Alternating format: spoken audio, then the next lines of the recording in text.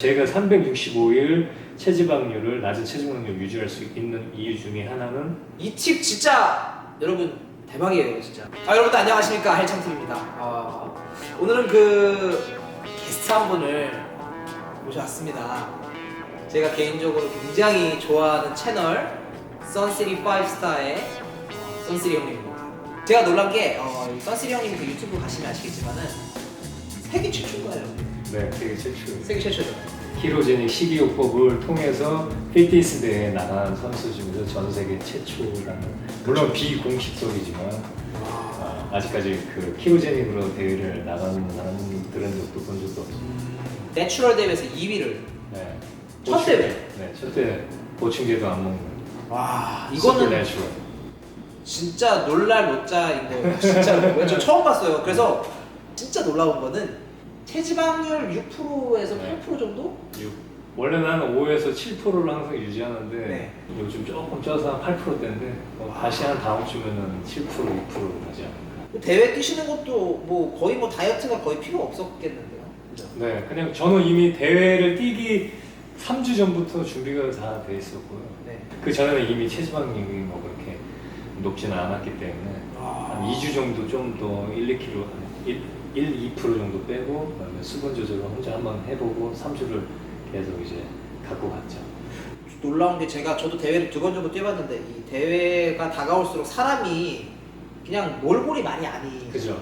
네, 다들 힘들어하고 탄수화물의 유혹에서 벗어날 수 없어하고 잠도 안 오고.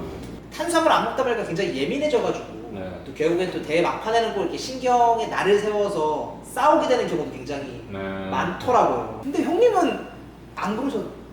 전혀 안 그랬어요. 그 대회장에서 저를 보신 분이 있으시면은 제 표정만 보더라도 저 사람은 대해지지 않는 사람인가 할 정도로 저는 뭐 에너지도 넘쳤고 뭐 신경이 예민하거나 탄수화물 폭발을 일으킨다든지 뭐 그런 거 전혀 없었고 수면의 질도 엄청 좋았어요. 그날 저는 보통 이제 9시에 자서 4시 반이나 5시에 일어났는데 그날은 5시에 일어나가지고 뭐 저녁 9시까지 뭐 쨍쨍했지. 와.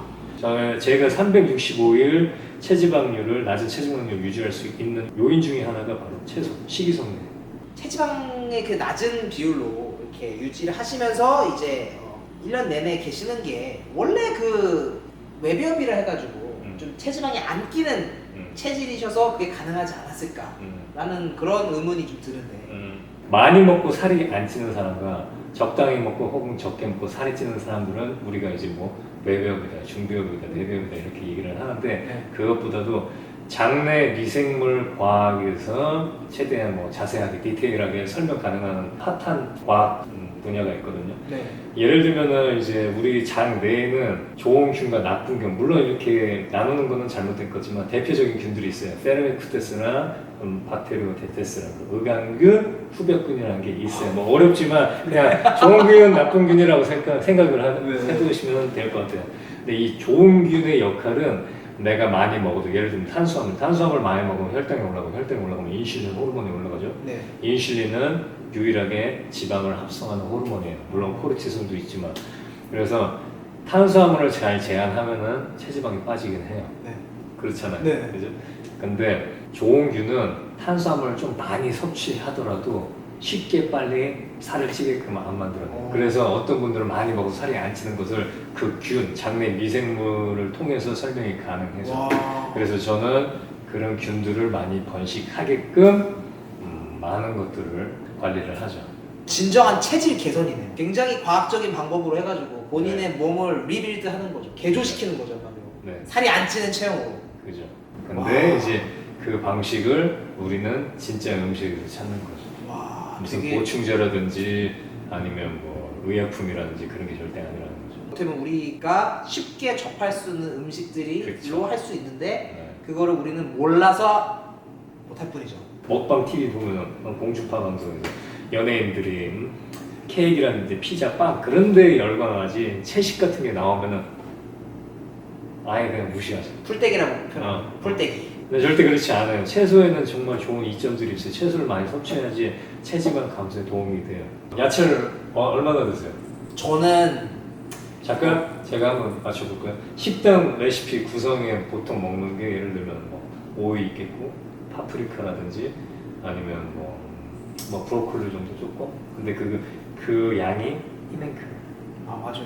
이만큼. 방울토마토 좀 몇 개. 몇 개. 피망 좀. 예를 들면은 우리나라 한식, 그러니까 우리나라 식탁 위에 있는 음식들은 막 진짜 김치를 여러 가지 쫙 있잖아. 네. 그리고 무침, 나물 무침 쫙 있고, 네. 그리고 뭐 상추 있고 깻잎 있고, 네. 그리고 국에는 또 미역이 있어. 네. 오케이, 자 이제 걷어차고 이제 미국식으로 가보자. 미국식은 한 그릇 안에 이렇게 담겨 있잖아요. 네. 뭐 포도 조금, 뭐 토마토 조금 있고, 파프리카 조금 있고, 콜리플라워, 네. 뭐 케일 조금 있고. 근데 되게 이뻐, 아기자기하고 네. 귀여워. 근데 양은 되게 적잖아. 아 그렇죠. 우리가 얻을 수 있는 게 없어요. 그리고 제가 늘 항상 제 유튜브 채널에서 얘기하는 것 중에 하나가 네. 음식은 연료만 있는 게 아니라 음식은 정보다. 정보.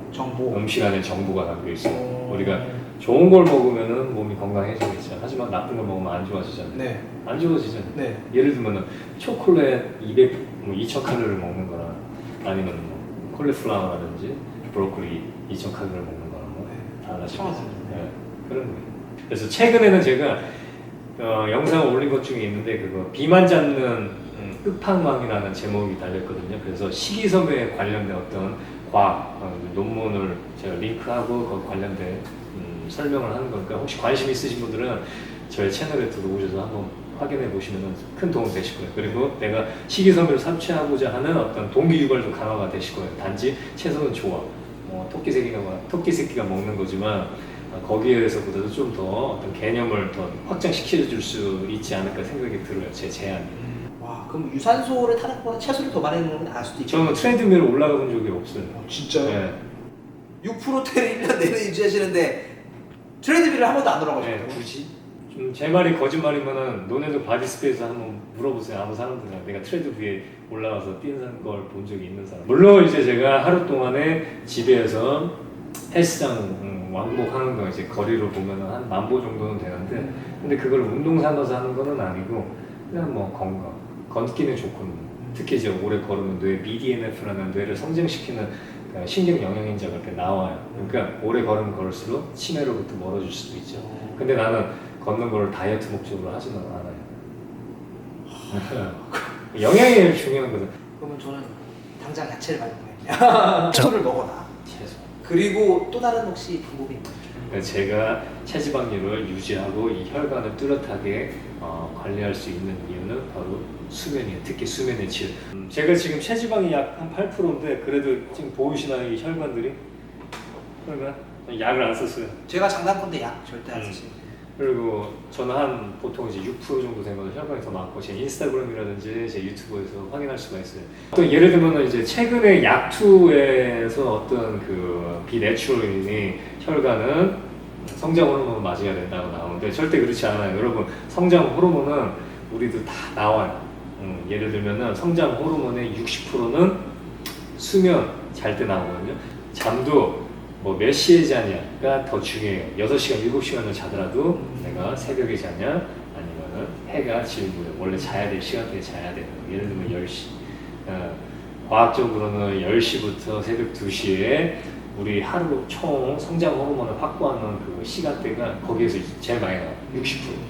그래서 밤을 한 10시에 자고 물론 이제 눈 감고 눈 뜨면 아침이야 되는 게 가장 좋겠죠. 중간에 막 뒤척이면은 수면의 질이 또 다시 떨어지니까. 하지만 어떤 의사들이나 일부 과학자들은 10시에 자서 새벽 2시까지만 자면은 그래도 60%는 확보가 된다라고 얘기는 해요.